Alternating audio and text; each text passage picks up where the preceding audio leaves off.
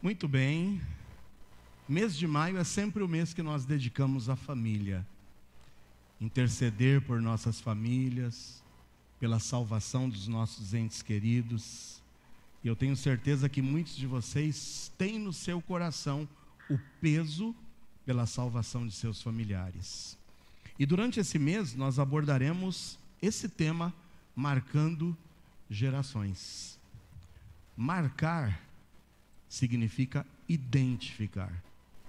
E quando a gente diz e pensa em marcar gerações, nós estamos aqui trazendo à memória o fato de que você e eu, da mesma forma que formos marcados pelos nossos pais, devemos também deixar uma marca preciosa para a nossa geração, para os nossos filhos e para os filhos de nossos filhos. E hoje nós vamos entender como podemos deixar essa marca através da formação das nossas famílias. Então hoje eu vou falar diretamente a você que é casado, ou a você que almeja casar, a você que pensa ainda se unir nos laços do matrimônio. Fico feliz aqui com todos os convidados de Mike e Hyde também, principalmente com os amados que a gente vinha orando, né? Pela saúde do senhor Urs, não é isso? Isso, e que bom que recuperou-se e hoje está aqui. Louvado e bendito seja o Senhor. Abra sua Bíblia no livro de Gênesis, capítulo 2, nós leremos dos versículos 18 a 25. E hoje nós abordaremos como podemos marcar as nossas gerações através da formação de nossa família, através do matrimônio. Então, cônjuges, esposo, esposa, marido, mulher, podem deixar marcas preciosas para a geração que virá. Gênesis 2, 18 a 25, diz assim a palavra do Senhor. E disse o Senhor Deus: não é bom que o homem esteja só, far-lhe-ei uma ajudadora idônea para ele. Havendo, pois, o Senhor Deus formado da terra todo o animal do campo e toda a ave dos céus, os trouxe a Adão, para este ver como lhes chamaria. E tudo que Adão chamou a toda alma vivente, isso foi o seu nome. E Adão pôs os nomes a todo gado e às aves dos céus, e a todo o animal do campo, mas para o homem não se achava ajudadora idônea. Então o Senhor Deus fez cair um sono pesado sobre Adão, e este adormeceu, e tomou uma das suas costelas e cerrou a carne em seu lugar. E da costela que o Senhor Deus tomou do homem, formou uma mulher, e trouxe-a a Adão. E disse Adão: esta é agora osso dos meus ossos, e carne da minha carne. Esta será chamada mulher, porquanto do homem foi tomada. Portanto, deixará o homem o seu pai e a sua mãe, e apegar-se-á à sua mulher, e serão ambos uma carne. E ambos estavam nus, o homem e a sua mulher, e não se envergonhavam. Fecha seus olhos, vamos orar, buscar a presença do Pai através da oração. Obrigado, Pai Celeste, por esse culto abençoado, por esse tempo de reunião abençoada. Iniciamos esse culto, ó Deus, com a profissão pública de fé de 2 dos teus filhos. Isso nos alegra, em vermos mais 2 sendo agregados, ó Deus, à história dessa igreja. Mas agora, ó Deus, rogo por esse texto da tua palavra que foi lido, que esse texto possa falar profundamente aos nossos corações e sairmos daqui edificados e decididos a estarmos, ó Deus, marcando nossa geração. Fala, é a nossa oração em nome de Jesus. Amém. Muito bem, meus amados, hoje então damos início ao nosso mês da família, oficialmente nesse domingo, lembrando que família faz parte do plano de Deus para o homem e para a mulher. Uma certa frase, um certo pensamento que eu li em uma oportunidade, e eu fiz questão de escrever e colocar aqui, eu quero transmitir para vocês.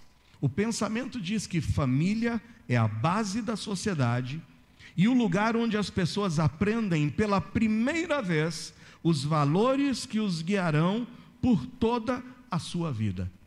É no seio da família onde nós aprenderemos por primeira vez todos os valores que nos guiarão por toda a nossa vida. E então, sabedores dessa realidade, nós poderíamos fazer hoje uma pergunta simples: o que é família segundo o plano de Deus? O que é segundo a vontade de Deus? Família. Muito bem, a resposta nesse texto que nós lemos é simples de extrair. Em primeiro lugar, para responder a essa pergunta, eu farei uma segunda pergunta. E a pergunta é a seguinte: quem teve a ideia de formar a família? Se eu quiser saber e conhecer o que é família, eu preciso perguntar: quem é o formador da família? Quem é que decidiu? Quem é que planejou? Quem é que idealizou família? E a resposta é simples, está aqui no versículo 18 que nós acabamos de ler. O versículo 18 diz o seguinte: disse o Senhor Deus. Quem é que disse? Deus. Não é bom que o homem esteja só. Por isso, já que não é bom que o homem esteja só, far-lhe-ei uma ajudadora idônea para ele. Ajudadora idônea, ajudadora legítima. Quem é a legítima ajudadora para um homem? Uma mulher. Então, dentro do plano de Deus, ele estipulou que um homem deveria se unir a uma mulher. Quem idealizou isso não foi uma constituição de um país. Quem idealizou isso não foi nenhuma lei humana, mas foi Deus quem disse: não é bom que o homem esteja só. Agora talvez você pergunte: por que Deus idealizou a família? Nós já vimos então, quem idealizou a família, quem planejou a família? Deus. Agora, por que Deus pensou em família? Por que Deus idealizou família? Primeiro eu diria, para que o homem, e quando eu digo homem, eu falo ser humano, envolve a você homem, a você mulher, para que ambos pudessem ter a oportunidade de exercer sociabilidade, companheirismo. Tem um texto que me chama muita atenção, onde o sábio escreve lá em Provérbios 18:1. Em Provérbios 18:1 está escrito: busca satisfazer seu próprio desejo aquele que se isola. Aquele que se isola, ele só busca satisfazer o seu próprio desejo. É o ápice do egoísmo, querer isolar-se. E o sábio complementa dizendo: ele se insurge contra toda a sabedoria. Nós não fomos criados para ficarmos sozinhos, isolados, mas nós somos criados por Deus para vivermos em sociedade. Qualquer pessoa que começa a isolar-se, a esconder-se, a não desejar estar em público, em comunhão, você já sabe, algum problema há nessa pessoa. Porque nós fomos criados por Deus como seres sociais, para podermos ter comunhão. Nós precisamos ouvir, mas nós também precisamos ser ouvidos, compartilharmos opiniões, valorizarmos o companheirismo e a amizade. E a família é um dos lugares onde podemos exercitar essa sociabilidade, esse companheirismo. Eu sei, meus amados irmãos, que a família é um local abençoado. O seio da família é bênção. Mas eu também já te adianto que grande parte dos problemas que a gente enfrenta em nossa vida também ocorrem no seio familiar.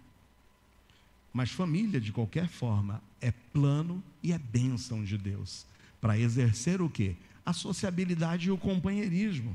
Mas também através da família, Deus idealizou que seria a forma da raça humana se propagar. Como é que pode ocorrer a propagação da raça humana? A multiplicação da raça humana? Através da constituição de família. Um homem unindo-se em sua mulher, com a sua mulher. Meu amado, não há como haver propagação sem que não seja necessário um homem e uma mulher.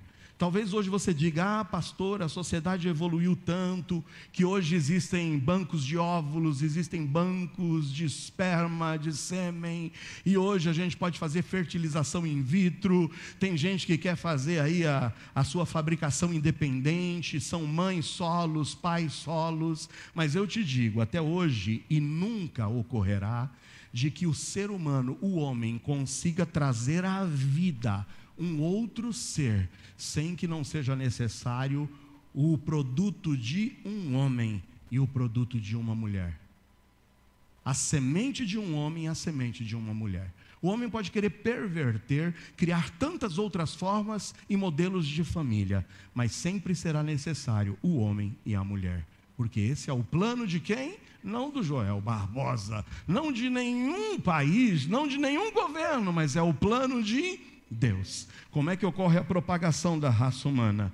Através da união de um homem com uma mulher. Esse é o plano de Deus. E dentro desse plano de Deus, ele incluiu também algo que é tremendo, que é maravilhoso e que faz parte do ser que Deus criou, tanto o homem como a mulher.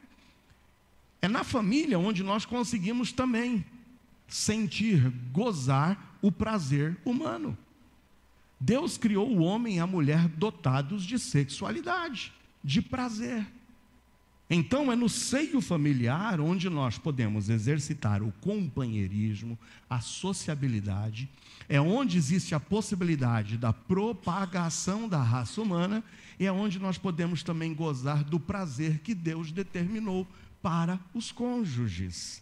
Não tem como falar de matrimônio e de casamento sem não envolver também a sexualidade, que deveria trazer para o homem e para a mulher prazer e satisfação. Mas muito bem, já sabemos quem é que planejou e idealizou a família. Quem? Deus.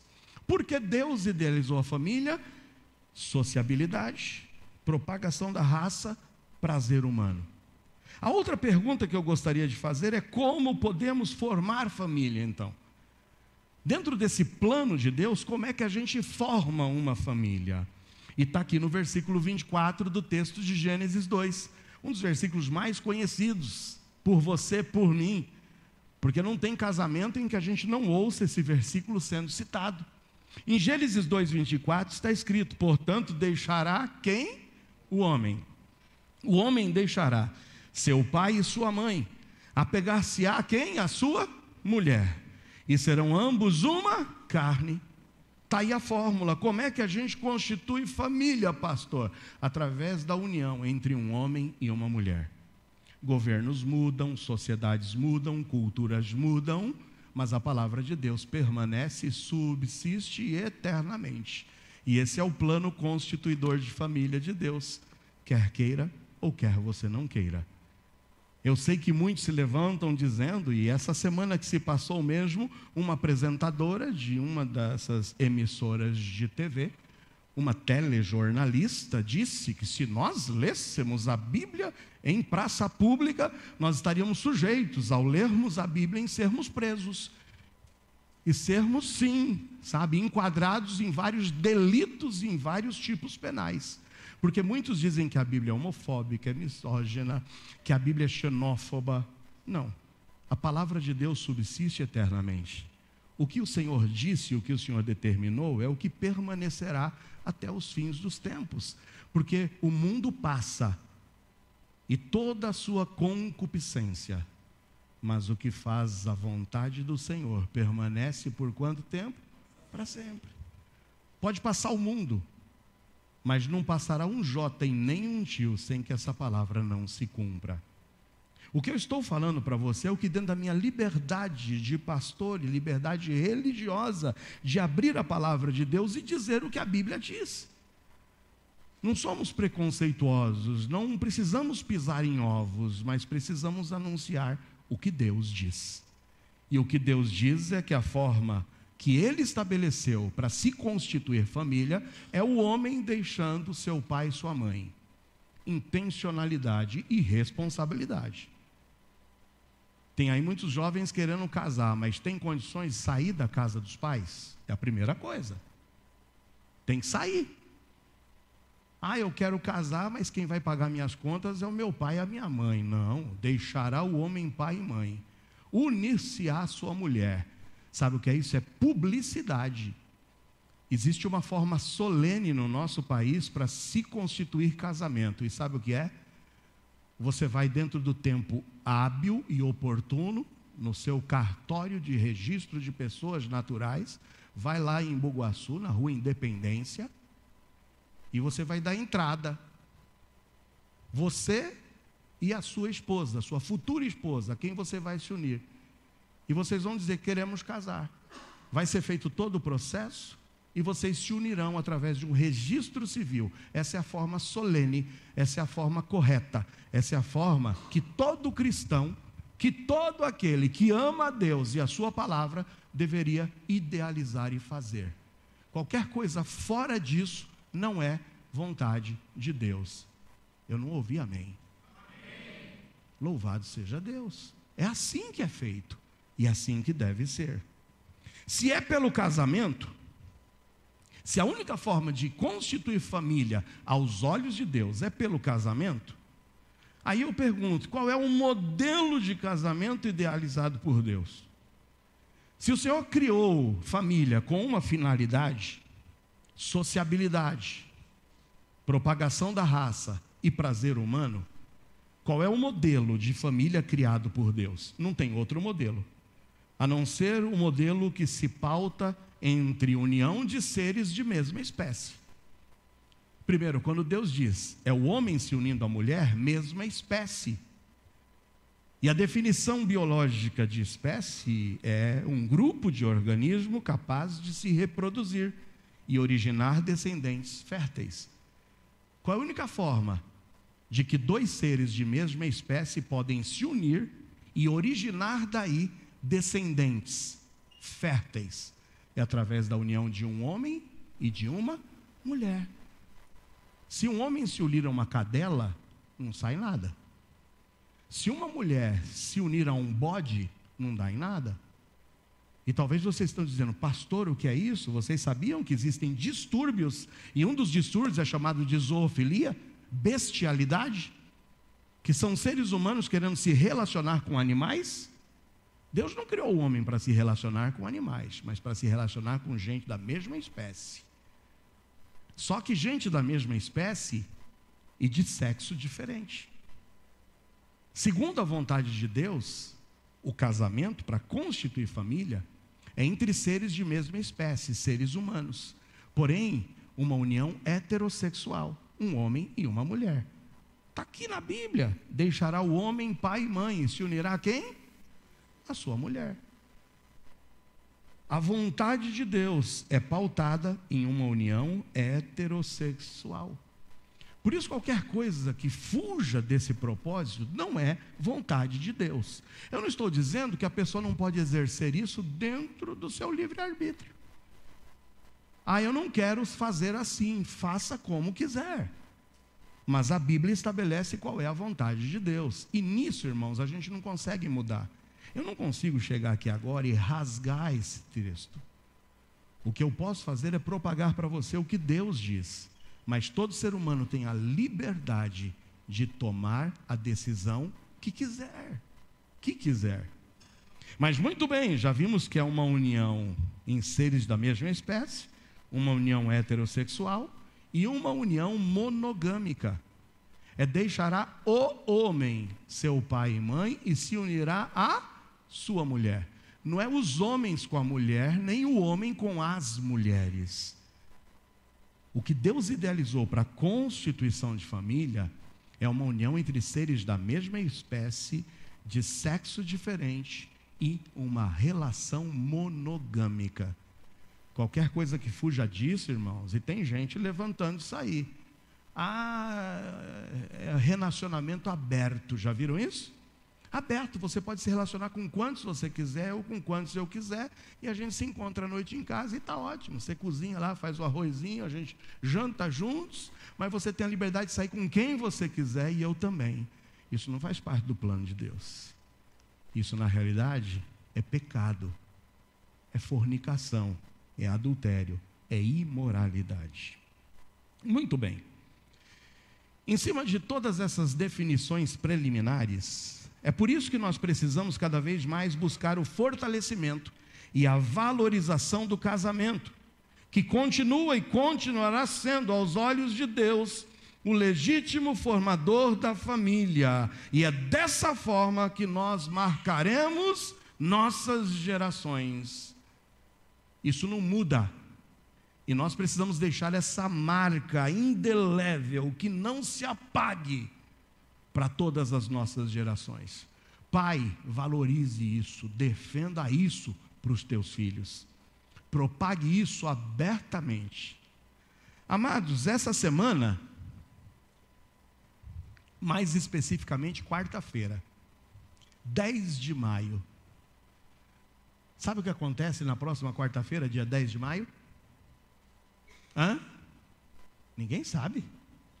Cida, o que acontece na próxima quarta-feira, meu amor, dia 10 de maio? Completamos, Cida e eu, 37 anos de matrimônio, amém ou não? 37 anos, está o spoiler aí. 10 de maio, fique livre para fazer o que você quiser, mandar um parabéns para o pastor, mandar um pix, qualquer coisa, está liberado, tá bom? Fique à vontade. Mas na próxima quarta completamos, Cida e eu, 37 anos de matrimônio. Vocês acham que é fácil? Quantos aqui têm menos de 37 anos de idade? Levanta a mão.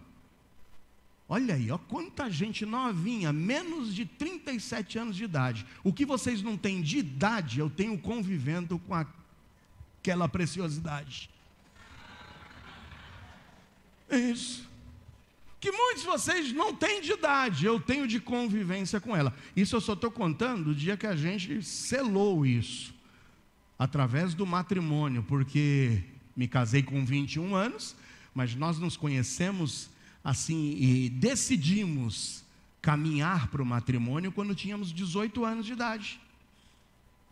Então, soma aí aos 37, mais 3 entre namoro, noivado e casamento. 40 anos convivendo com ela. É fácil? Não é fácil. Mas olha, sabe por que nós conseguimos chegar até aqui? Porque uma coisa não falta em Cida e nesse que vos fala: determinação. Determinação de não voltar atrás no que nós votamos, não diante dos homens, mas diante de Deus, amém ou não? Não foi fácil até hoje, não é fácil. São duas histórias diferentes que se unem. É um homem, é uma mulher, isso eu posso falar com certeza. Então nós temos diferenças já que por ser homem e ela por ser mulher, nós já carregamos. Cultura diferente. Mas irmãos, eu posso dizer hoje, e quarta-feira direi mais uma vez, ufa! 37 anos, e aqui estamos nós juntos. Ufa! Você já disse ufa? Fala ufa comigo. Ufa! Esse é o nosso esboço de hoje. Esse é o esboço. Ufa! Isso. Sabe, o matrimônio não vai para frente se em primeiro lugar não existir unidade. Unidade. Eu quero todo mundo ao término dessa mensagem dizendo ufa. Ufa. É isso que pode salvar o teu matrimônio. É isso que pode salvar se você está pensando em constituir matrimônio. Se você não deixar o ufa morrer. E a cada dia que terminar você fala, ufa, venci mais um dia. Ufa, venci mais uma semana. Ufa, venci mais um ano. Em primeiro lugar, não pode faltar na união unidade. Unidade. E a primeira unidade que eu digo que é imprescindível é a unidade espiritual. Unidade espiritual é a mais importante unidade que Deus espera de cada um de nós ao pensarmos em constituir uma família. Unidade espiritual. E por unidade espiritual eu digo, tem que ter unidade de fé. A fé tem que ser a mesma. Eu preciso crer na mesma coisa que o meu cônjuge crê. Eu não posso começar com fé dividida. Um acredita em Buda, o outro acredita em Jesus Cristo. Um acredita em Maomé, o outro acredita em Oxalá. Não pode, é a mesma fé. E por se tratar de cristãos que nós somos, tem cristão aqui? Tem crente em Jesus Cristo aqui?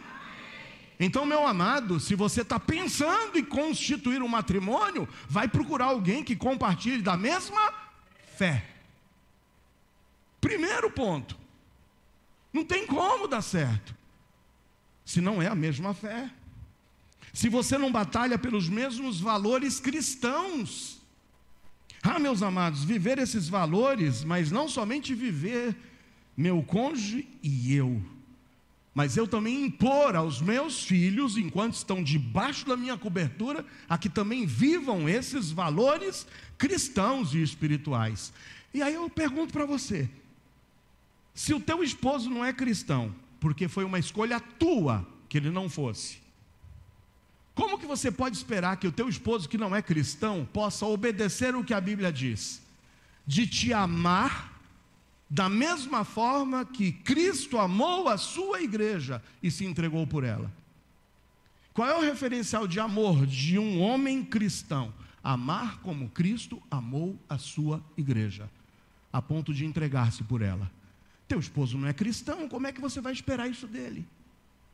Se a tua esposa não é cristã, como é que você vai esperar dela que ela lhe respeite, que ela lhe honre, como ela deveria fazer, tendo como modelo a união de Cristo com a sua igreja? Uma igreja que é fiel ao seu Salvador, uma igreja que honra o seu Salvador. Como é que eu posso esperar isso do meu cônjuge, se ele não compartilha da mesma fé? Eu preciso ter unidade também acerca do valor do compromisso com Deus e com a igreja. Se a gente não compartilha da mesma fé, o irmão Douglas estava aqui convidando, estava dizendo: irmãos, vem aqui, participa do Vagalumes com a gente, vem conhecer um dia o programa da tenda. Eu pergunto: Douglas, onde estava a Paula ontem? Opa! Você consegue perceber? São as palavras de quem? De Josué, lá em Josué 24. Eu e minha casa serviremos ao Senhor. Eu vou sozinho para a igreja, não dá, meu cônjuge não me acompanha, não quer ir. Escolha que você fez. E quando a casa está dividida, como é que a gente consegue harmonia? Sabe, meus amados irmãos, quando é que a minha relação, a relação de Cida comigo mais se fortaleceu? Quando nós passamos a caminhar juntos, para servir a Deus juntos, amém ou não? Louvado seja Deus. Eu olho para Mike, eu olho para Raide, os dois sempre estão juntos, fazendo o quê? Trabalhando pela obra do Senhor. E assim tem que ser, porque aí não vai ter enrosco, não vai ter problema, não vai ter dificuldade, de novo. Agora, se vocês não têm unidade acerca do valor desse compromisso com Deus e com a igreja, como esperar paz? Se vir à igreja e servir ao Senhor, torna-se um momento de conflito. Eu não quero que você vá de novo para a igreja coisa nenhuma. Ou então, lá vai o beato, lá vai o santarrão. É tão bom quando a gente pega um na mão do outro e diz: vamos juntos servir ao Senhor, amém? Você tem essa bênção? Faça escolhas corretas. José e Maria, eu sempre digo, são um caso certeiro da gente, como a unidade espiritual, ela valoriza o relacionamento. Chega o anjo e fala para Maria: Maria, não temas, tu és agraciada por Deus. Sabe o que vai acontecer, Maria? Você vai conceber e dar à luz a um menino, por obra e virtude do Espírito Santo. Como será isso? Eu nunca me relacionei com um homem. Poder, virtude do Espírito Santo. No mesmo momento, sabe o que o anjo estava fazendo depois? Falando a mesma coisa para quem? Para José. José, não temas receber a tua esposa Maria, porque o que nela está gerado é fruto do Espírito Santo de Deus. Quando o casal unido tem a mesma fé, serve ao mesmo Senhor, tem o mesmo objetivo, porque tem unidade de fé, Deus fala um e Deus fala outro, não tem dúvida, e louvado seja Deus. A gente toma decisão convictos, porque o mesmo Deus se comunica com ambos. Mas além da unidade, meus amados irmãos, na fé, e eu digo a você, quantos solteiros aqui pretendem casar? Diga amém. Ih, que fraquinho. Talvez não me ouviram, eu dou uma segunda chance. Quantos solteiros aqui pretendem se casar ainda? Diga amém. Faça a escolha certa. Eu sempre digo, é inadmissível você pensar em constituir família com alguém que não tenha a mesma fé, que não compartilhe dos mesmos ideais e que coloquem a Deus como sendo o primeiro em suas vidas. Mas não basta somente a unidade de fé.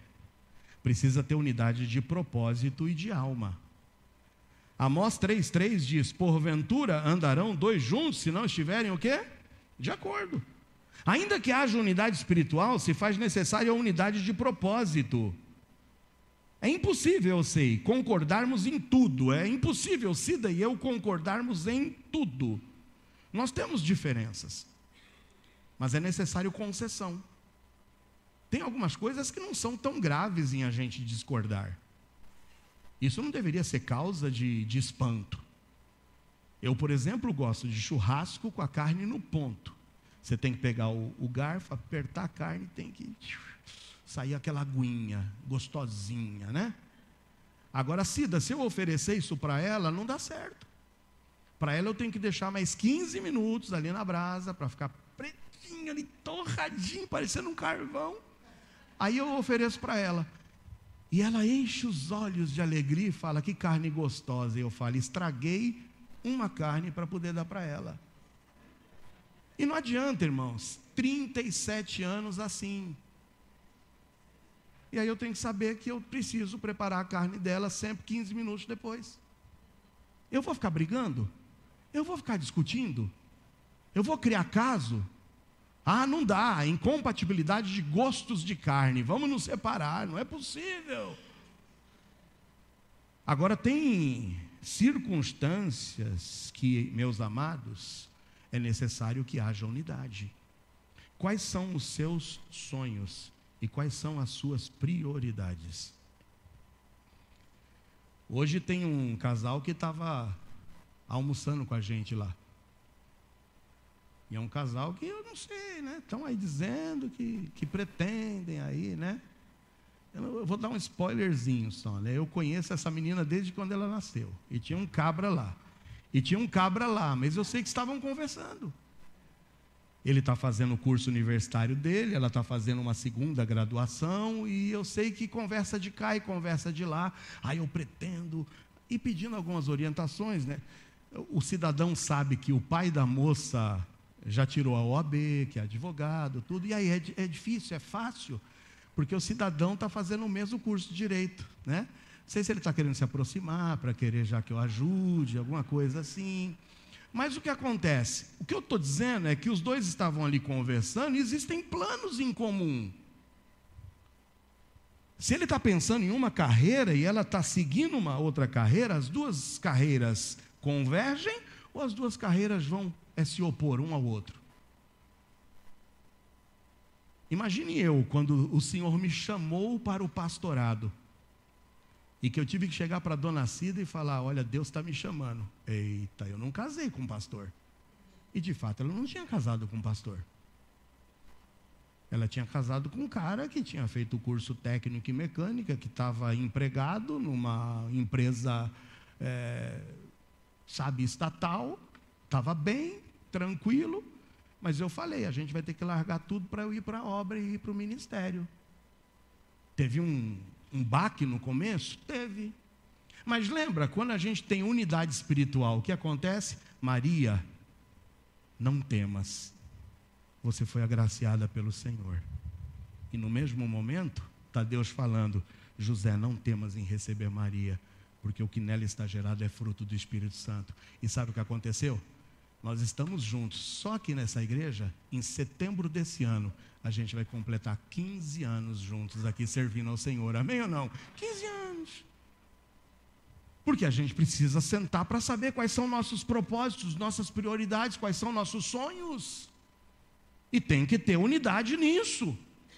E principalmente a unidade na construção da harmonia familiar. Grandes problemas no casamento ocorrem por não obediência a posições, a prioridades e a divisão de tarefas dentro do lar. Há necessidade de estabelecimento de uma hierarquia saudável dentro do lar. Isso não pode ser usurpado. E sabe qual é a hierarquia saudável dentro do lar? Mateus 6,33. Alguém sabe o que diz? Mas buscai em primeiro lugar, quem? O reino de Deus e a sua justiça, e todas as coisas vos serão. Sabe quem tem que ser o primeiro no nosso lar? Quem é? Deus. Louvado e bendito seja o Senhor. Depois de Deus vem os cônjuges. Quando a esposa tem Deus em primeiro lugar, e quando o esposo tem Deus em primeiro lugar, tudo vai convergir para o bem. Tudo vai convergir para o bem. Com a unidade espiritual, Deus constitui-se como prioridade dos cônjuges. Assim, o marido amará a esposa como Cristo amou a sua igreja, e a esposa, sentindo-se amada, também retribuirá ao homem o amor e o respeito, marcando gerações através da unidade familiar. Ufa! Sabe o que é que tem salvado a nossa relação, a relação entre Cida e eu? Ufa! Com unidade. Você precisa sentar e precisa colocar ordem na tua casa. Ordena a tua casa. Essa semana, eu estou ministrando na nossa escola teológica batista bíblica, num curso EAD, e Paulinho, que é aluno, é testemunha, né?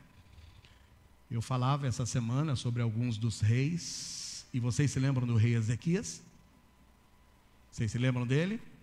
Depois de vitórias portentosas contra assírios, contra filisteus, aí chega Deus e fala para o Ezequias: Ezequias, coloca em ordem a tua casa, porque você vai morrer. Sabe que todos nós um dia morreremos, e a gente precisa colocar a nossa casa em ordem. Se está faltando unidade, em nome de Jesus, coloca a tua casa em ordem. Nunca é tarde para sentar, conversar e estabelecer as prioridades. Estabelecer sonhos comuns e batalharem juntos. Porque lá em Eclesiastes 4, 9 a 10 diz: melhor é serem dois do que um, porque vão ter melhor resultado do seu trabalho. Melhor é serem dois do que um, porque quando um cair, o outro o levantará. Mas ai do que estiver sozinho, porque quando cair, quem é que o levantará? Melhor serem dois em unidade do que dois em diversidade. Ou em nome de Jesus, resgate a unidade do seu lar. Mas ufa! 37 anos, Cida, ufa! Ufa! Unidade. Mas com F, sabe o que é que sustenta o matrimônio? Fidelidade. Fidelidade. Sabe o que é fidelidade? Constância nos compromissos assumidos com outrem. Fidelidade é a característica do que é fiel, do que demonstra zelo, respeito por alguém ou algo, é lealdade. A fidelidade, amados, é condição sine qua non para o sucesso do matrimônio. Tanto que nosso amado Salvador Jesus acrescenta a bendita fórmula do matrimônio. Lembra qual é a bendita fórmula? Deixará o homem pai e mãe, unir-se à sua mulher, e ambos serão uma só carne. A fidelidade é tão importante que Jesus Cristo acrescenta mais um ingrediente a essa bendita fórmula. Lá em Mateus 19:6, sabe o que Jesus diz? Assim não são mais dois, mas uma só carne. Portanto, o que Deus ajuntou, não ouvi. O Senhor Jesus acrescenta essa marquinha da indissolubilidade. Qualquer forma de união conjugal em que você pense em começar dizendo, se não der certo, eu separo, já está fadado ao fracasso. Porque quando você vai para o altar com alguém, você precisa estar decidido a que isso vá e perdure. Esse é o desejo de Deus e devemos lutar para que perdure. Marido e mulher são unidos como duas folhas de papel. Se quiser separar duas folhas de papel coladas, e se estão coladas e eu quero separá-las, o que vai acontecer, irmãos? Rasgar. Fica um pedaço de um na outra e vice-versa. O divórcio sempre traz consequências trágicas e marcas para as próximas gerações. Eu quero marcar a minha geração por viver uma vida de unidade e por viver uma vida de fidelidade. Quantos estão comigo, diga amém. Seja fiel. Se quisermos marcar a nossa geração, precisamos propagar e defender esses conceitos e não vender essa verdade de forma alguma. A fidelidade é marca indispensável para o sucesso do matrimônio. Mas infelizmente, amados, nós temos convivido com o divórcio, que é uma triste realidade. E entre as principais causas de divórcio, sabe o que está aí elencado? A infidelidade. Em Hebreus 13:4, o escritor diz o seguinte, em Hebreus 13:4 está escrito, venerado seja entre todos o matrimônio e o leito sem mácula, porém aos fornicadores e aos adúlteros, Deus os julgará. Uma outra versão diz, honrem o casamento e mantenham pura a união conjugal, pois Deus certamente julgará os impuros e os adúlteros. Quando a Bíblia diz que venerado é o matrimônio e o leito sem mácula, o verbo venerar significa respeitar, considerar, honrar.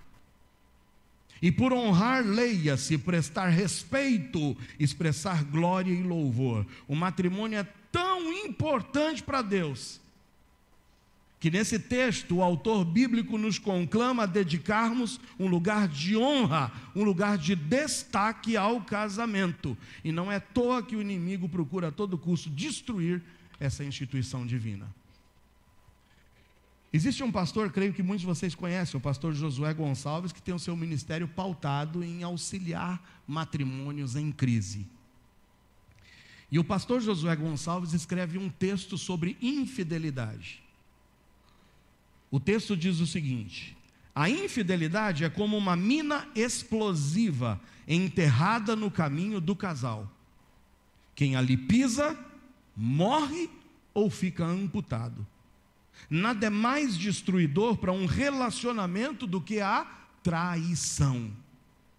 Mesmo quando há o perdão, as marcas da infidelidade ficam como um memorial sinistro do que uma escolha errada pode acarretar. É o fantasma do passado assombrando no presente. Sofre o cônjuge, sofrem os filhos, sofre o adúltero. Assim como a terra foi amaldiçoada quando Adão pecou, toda a família e negócios de quem adultera são desastrosamente afetados. A reconstrução é sempre dolorosa, embora possível, amém? Possível. A base que sustenta o relacionamento conjugal é a confiança. E para construir confiança é necessário trabalhar só com a verdade. Isso tem a ver com fidelidade. Fale sempre a verdade. Trate seu cônjuge sempre com a verdade. Não minta, não encubra, não esconda. Verdade. Fidelidade me lembra que eu tenho que ser fiel a Deus. Tenho que ser fiel ao cônjuge. Mas tenho que ser fiel ao compromisso firmado no altar. Ufa! Unidade. Ufa! Fidelidade. E ufa! Amor. Não tem como. É amor. Alguns definem por sentimento. Alguns definem por afeição, outros definem por afeto, outros definem por arrepio na espinha, outros definem amor por sudorese, outros definem amor por joelho batendo um no outro. Eu não consigo, me faltam palavras. Mas amor não é simplesmente um sentimento. Amor é determinação. Eu tenho que estar determinado a amar. Sabe o que diz em João 15:12? Evangelho de João 15:12. Eu vou esperar a mídia colocar João 15:12, que eu quero que todos leiam juntos comigo. João 15:12. Lá em João 15:12, é um versículo tremendo que fala sobre amor. Em João 15:12, amém. Todos juntos, vamos ler? O meu mandamento é este: que vos ameis uns aos outros, assim como eu vos amei. É uma opção. Quando eu senti o arrepio na espinha, quando eu ver que os meus pelos se arrepiaram, aí eu amo. É isso? O que está dizendo? O meu tem opção? Amor é mandamento. Obrigado aos irmãos da mídia. Louvado e bendito seja Deus por vocês. Amém, irmãos? Amém. E o amor, ele é reconhecido através de atitudes altruístas. E o que é altruísmo senão a ausência de egoísmo? Altruísmo é a abnegação, é a atitude que visa o bem-estar do próximo, não tendo em consideração interesses particulares. É dedicação desinteressada, é o ato de amar ao próximo, sem esperar nada em troca. É você comprar aquela pizza e a pizza veio, sabe, o pizzaiolo, na hora de cortar os 8 pedaços da pizza, ele cortou tudo torto. E aí você vê aquele pedacinho fininho, e você vê outro pedação assim. Aí você olha justamente o pedaço que o teu cônjuge gosta, o sabor que ele gosta. Aí você olha para ele, dá aquela vontade de pegar o pedação. Mas se eu der o pedação, eu fico com um pedacinho, meu Deus. E desinteressadamente você chega e fala qual que você prefere. E aí fica aquela briga, não pega o maior você, não pode pegar você. Não pega você, não pode pegar você. E aí depois nós definimos que a gente acaba pegando o maior, não é isso? Irmãos, é isso, é desinteressadamente. Desejar, dar a opção, é saber o que o seu cônjuge prefere, o que ele gostaria. É dedicação, sem esperar nada em troca. Lembre-se de 1 de Paulo aos Coríntios 13, 4 e 5. Naquele hino do amor, em 1 de Paulo aos Coríntios 13, no versículo 4 e 5 diz assim: o amor é paciente, mas o amor é benigno. O amor não arde em ciúmes, não se ufana, não se ensoberbece, não se conduz inconvenientemente e não procura os seus interesses. Não se exaspera, não se ressente do mal. Esse é o verdadeiro amor, que não procura os seus interesses, diferente do amor proclamado pelo mundo, em que se você quer provar que me ama, você tem que me servir e me dar o que eu quero. Agrade-me para provar que você me ama. Não. A Bíblia diz que Deus amou o mundo de tal maneira que fez o quê? Deu o seu Filho unigênito. Infelizmente, o amor que move os relacionamentos em nossa sociedade não é nem caricatura do verdadeiro amor. Nunca se esqueça, o sábio Salomão escreve em Provérbios 26, 20 o seguinte: sem lenha o fogo se apaga, e não havendo maldizente cessa a contenda. Sem lenha o fogo se apaga. Entenda por lenha as nossas atitudes, o nosso tratamento. Nós podemos alimentar o fogo, ou nós podemos apagar o fogo com as nossas atitudes. Seja gentil seja dócil, seja menos amargo. Atitudes otimistas. E o que a gente entende por atitudes otimistas é aquele comportamento de quem sempre busca ver o lado bom em tudo e em todos, ainda que esteja em situações ruins ou complicadas. Nunca perca a esperança de que o teu cônjuge pode mudar. Ore por isso. Entrega a ele, está ali, olha, a gente está fazendo um quadro, vamos orar por nossas famílias, e hoje talvez é o dia de você orar pelo seu cônjuge. Seja otimista. Porque em 1 de Paulo aos Coríntios 13, 4-7, no hino do amor diz, o amor é paciente, não se ressente do mal, tudo sofre, tudo crê e tudo espera. Não perca a fé, não perca. Coloca o teu cônjuge no altar do Senhor, ore, interceda, seja otimista. Esperei com paciência no Senhor, e Ele se inclinou para mim. O verdadeiro amor não desiste diante da primeira discussão. O verdadeiro amor não desiste diante do primeiro entrevero. Imagine se Deus desistisse de nós na nossa primeira falha. Por isso, seja otimista com relação à conversão do seu cônjuge. Pastor, eu fiz a escolha errada, mas seja paciente agora. Lute, ore, interceda, faça a sua parte. Em Lamentações diz que muitas vezes a gente precisa aguardar em silêncio a salvação que virá do Senhor. Não é só de falar, mas é de muito orar e às vezes esperar. Seja otimista com relação às mudanças esperadas. E não seja pessimista a ponto de destruir o cônjuge com suas palavras. Mas também atitudes realistas. A gente tem que ser otimista, mas chega uma hora que a gente tem que ser realista. E ser realista é saber o sentido do real. É estar apegado à realidade, ao concreto, ao senso comum, ao bom senso. É enfrentar uma situação difícil com realismo. E em 1 de Paulo aos Coríntios 13, 7 diz que o amor verdadeiro tudo sofre, tudo crê, tudo espera. Otimista. Mas, no entanto, tudo suporta.